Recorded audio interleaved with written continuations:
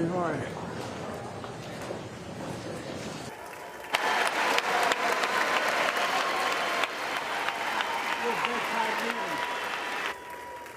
Overseas, Putin of Russia is on the march, invading Ukraine and sowing chaos throughout Europe and beyond. If anybody in this room thinks Putin will stop at Ukraine, I assure you he will not.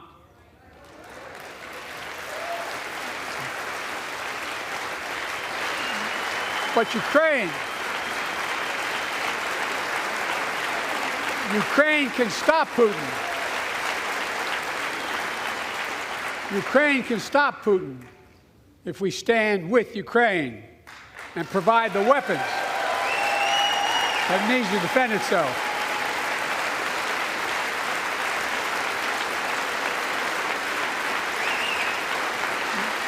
That is all. That is all Ukraine is asking. They're not asking for American soldiers. In fact, there are no American soldiers at war in Ukraine, and I'm determined to keep it that way. But now, assistance to Ukraine is being blocked by those who want to walk away from our world leadership. Now my predecessor, a former Republican president, tells Putin, quote, "Do whatever the hell you want." That's a quote. A former president actually said that, bowing down to a Russian leader. I think it's outrageous, it's dangerous, and it's unacceptable.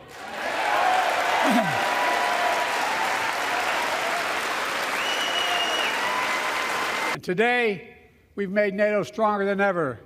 We welcomed Finland to the alliance last year. And just this morning, Sweden officially joined, and their minister is here tonight. Come here, stand up. Welcome. Welcome, welcome, welcome. I say this to Congress, we have to stand up to Putin. Send me a bipartisan national security bill. History is literally watching. History is watching. If the United States walks away, it will put Ukraine at risk. Europe is at risk. The free world will be at risk, emboldening others to do what they wish to do us harm. My message to President Putin, who I've known for a long time, is simple. We will not walk away.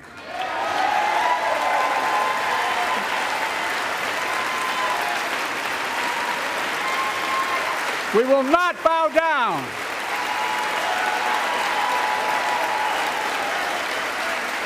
I will not bow down.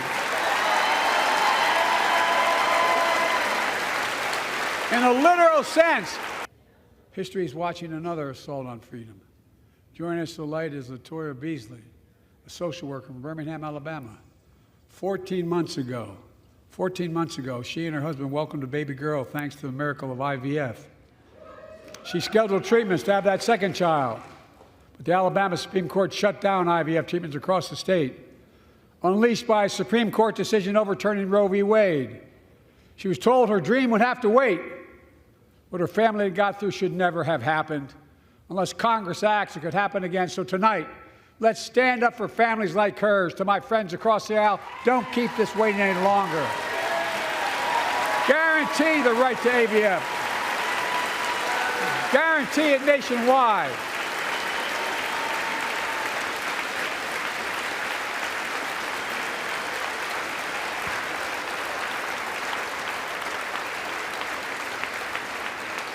Like most Americans, I believe Roe v. Wade got it right. I thank Vice President Harris for being an incredible leader, defending reproductive freedom, and so much more.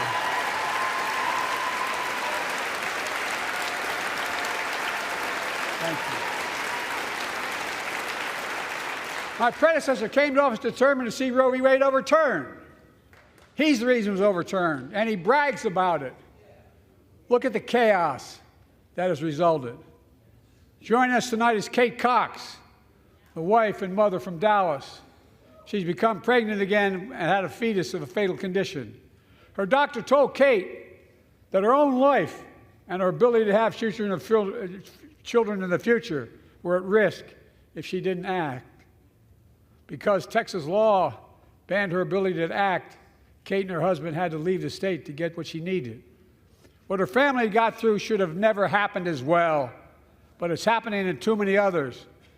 There are state laws banning the freedom to choose, criminalizing doctors, forcing survivors of rape and incest to leave their states to get the treatment they need. Many of you in this chamber and my predecessor are promising to pass a national ban on reproductive freedom. My God, what freedom else would you take away? Look, it's a decision to overturn Roe v. Wade. The Supreme Court majority wrote the following, and with all due respect, justices, women are not without electoral power. Electoral or political power. You're about to realize just how much you're right about that.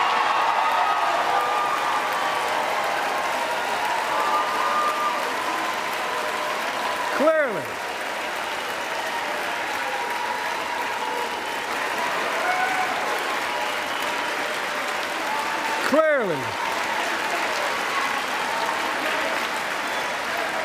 those bragging about overturning Roe v. Wade have no clue about the power of women. But they found out when reproductive freedom was on the ballot. We won in 2022 and 2020, and we'll win again in 2024.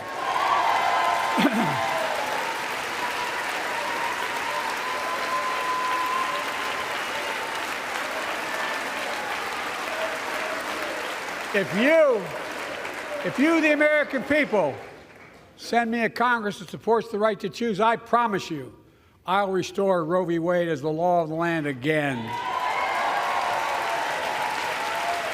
In November, my team began serious negotiation with a bipartisan group of senators. The result was a bipartisan bill with the toughest set of border security reforms we've ever seen. Oh, you don't think so? Oh, you don't like that bill, huh? That conservatives got together and said it was a good bill? I'll be darned. That's amazing. 100 more high-tech drug detection machines to significantly increase the ability to screen. The Border Patrol Union has endorsed this bill. The Federal Chamber of Commerce is, yeah. You're saying low. Look at the facts. I know you know how to read. Lincoln Riley, an innocent young woman who was killed by an illegal. That's right. But how many of the thousands of people being killed by illegals? To her parents, I say, my heart goes out to you, having lost children myself. I understand. I know the last 5 months have been gut-wrenching for so many people, for the Israeli people, for the Palestinian people, and so many here in America. This crisis began on October 7th with a massacre by a terrorist group called Hamas, as you all know. 1,200 innocent people, women and girls, men and boys, slaughtered after enduring sexual violence. The deadliest day for the Jewish people since the Holocaust, and 250 hostages taken. Here in this chamber tonight are families whose loved ones are still being held by Hamas. I pledge to all the families that we will not rest until we bring every one of your loved ones home. We also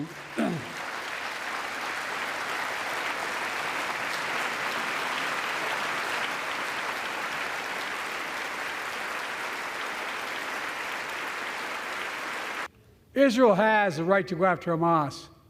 Hamas ended this conflict by releasing hostages, laying down arms, could end it by releasing the hostages, laying down arms, and surrendering those responsible for October 7th.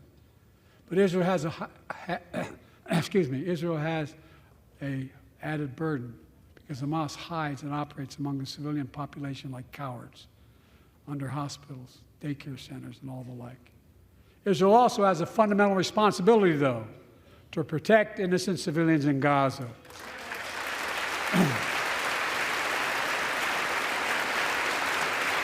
This war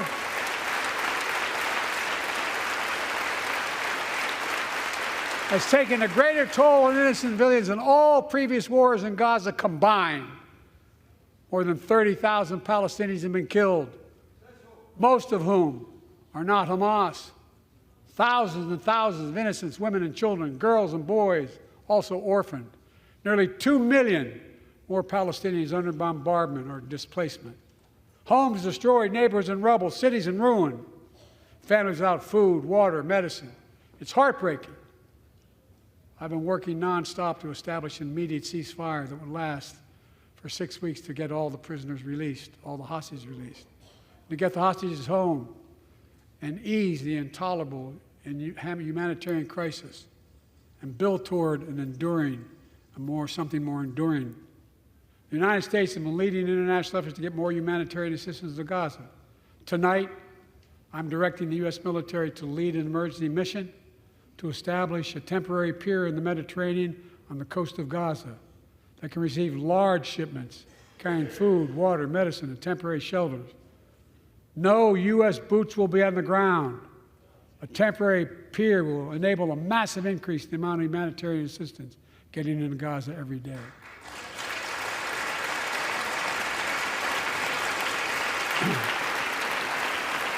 And Israel must do its part. Israel must allow more aid into Gaza to ensure humanitarian workers aren't caught in the crossfire. And they're announcing they're going to have a crossing in northern Gaza. To the leadership of Israel, I say this: humanitarian assistance cannot be a secondary consideration or a bargaining chip. Protecting and saving innocent lives has to be a priority. As we look to the future, the only real solution to the situation is a two-state solution over time.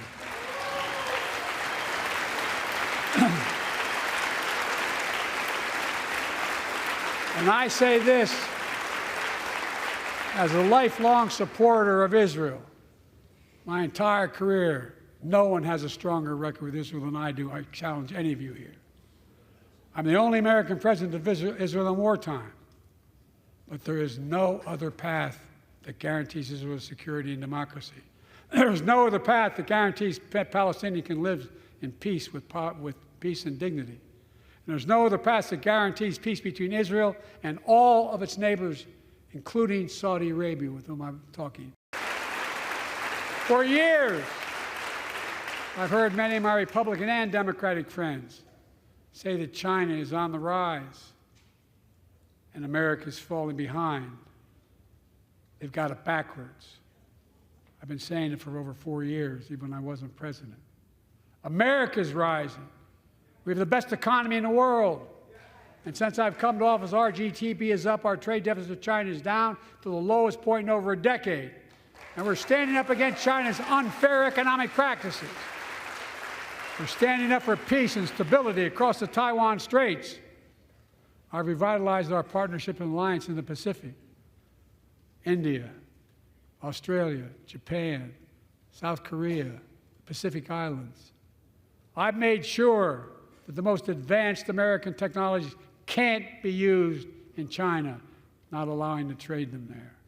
Frankly, for all this tough talk on China, it never occurred to my predecessor to do any of that. I want competition with China, not conflict. And we're in a stronger position to win the conflict of the 21st century against China than anyone else, for that matter, than any time as well. I know it may not look like it, but I've been around a while. When you get to be my age, certain things become clearer than ever. I know the American story. Again and again, I've seen the contest between competing forces in the battle for the soul of our nation.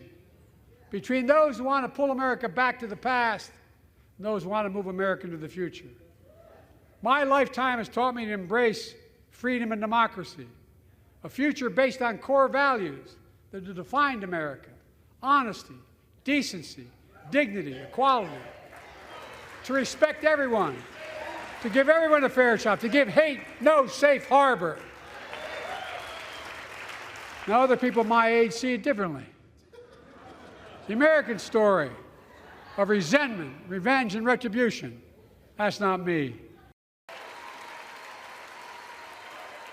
In my career, I've been told I was too young. By the way, they didn't let me on the Senate elevators for votes sometimes. Not a joke. And I've been told I'm too old.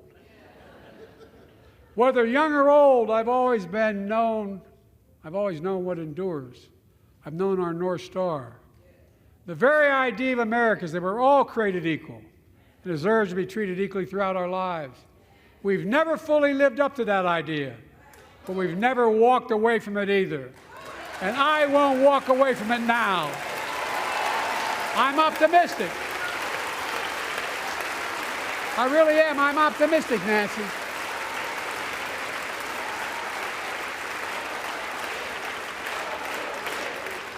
My fellow Americans, the issue facing our nation isn't how old we are, it's how old are our ideas. Freedom and democracy were under assault in the world. Tonight, I come to this same chamber to address the nation. Now, it's we who face an unprecedented moment in the history of the Union. And yes, my purpose tonight is to wake up the Congress and alert the American people that this is no ordinary moment either. Not since President Lincoln and the Civil War have freedom and democracy been under assault at home as they are today. What makes our moment rare is that freedom and democracy are under attack both at home and overseas. The threat to democracy must be defended.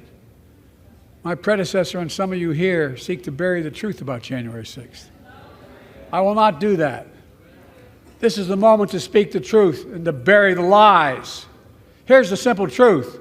You can't love your country only when you win.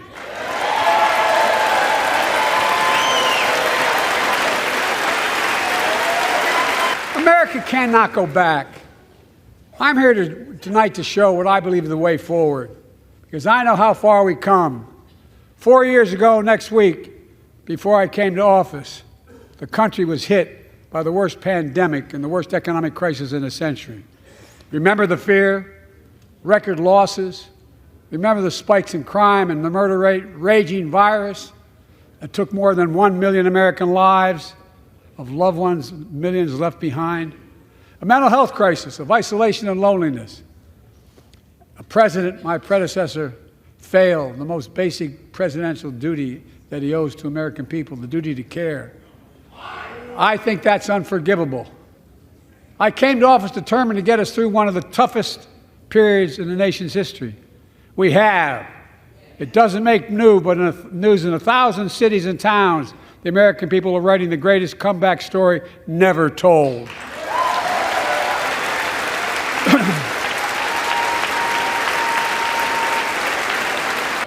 Folks at home, does anybody really think the tax code is fair? No! Do you really think the wealthy and big corporations need another $2 trillion tax break? No! I sure don't.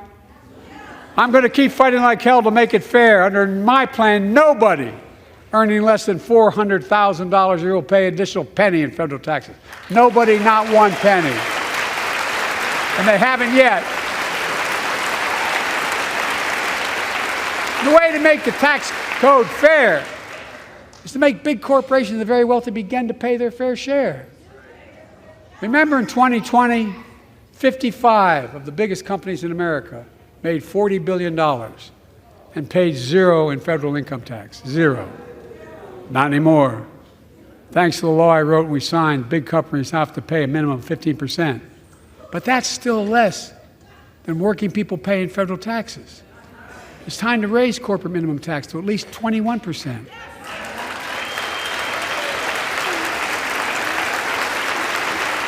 So every big corporation finally begins to pay their fair share.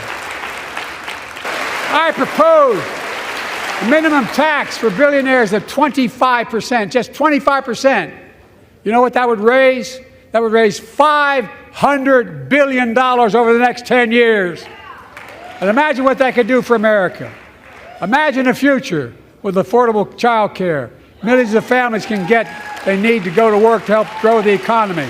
Imagine a future with paid leave, because no one should have to choose between working and taking care of their sick family member.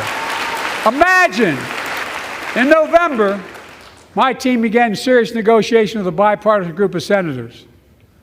The result was a bipartisan bill with the toughest set of border security reforms we've ever seen. Oh, you don't think so? Oh, you don't like that bill, huh? That conservatives got together and said it was a good bill? I'll be darned. That's amazing. That bipartisan bill would hire 1,500 more security agents and officers, 100 more immigration judges to help tackle the backload of 2 million cases, 4,300 more asylum officers, and new policies so they can resolve cases in 6 months instead of 6 years now.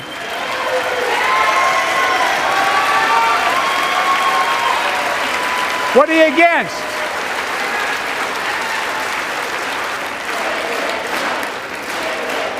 And if my predecessor is watching, instead of paying politics and pressuring members of Congress to block the bill, join me in telling the Congress to pass it. We can do it together. But that's what he apparently here's what he will not do. I will not demonize immigrants saying they are poison in the blood of our country. I will not separate families. I will not ban people because of their faith. So let's build the future together. Let's remember who we are. We are the United States of America.